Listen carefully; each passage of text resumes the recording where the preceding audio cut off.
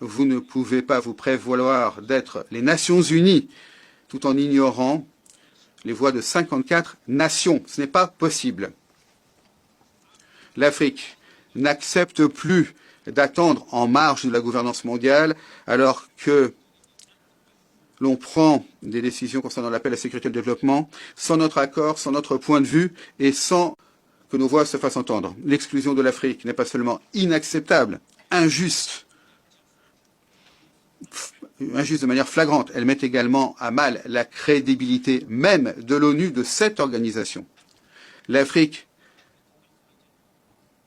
domine l'essentiel de l'ordre du jour du Conseil de sécurité. Elle fournit certains des contingents les plus importants des forces de maintien de la paix de l'ONU et elle paye le coût le plus élevé pour l'instabilité. Cependant, nous restons le seul continent à ne pas avoir un siège permanent à la table où sont prises les décisions concernant notre destin. L'Afrique, mesdames et messieurs, mérite au minimum 2 sièges permanents avec tous les droits, y compris le droit au veto, et 2 sièges non permanents supérieurs au Conseil de sécurité des Nations Unies.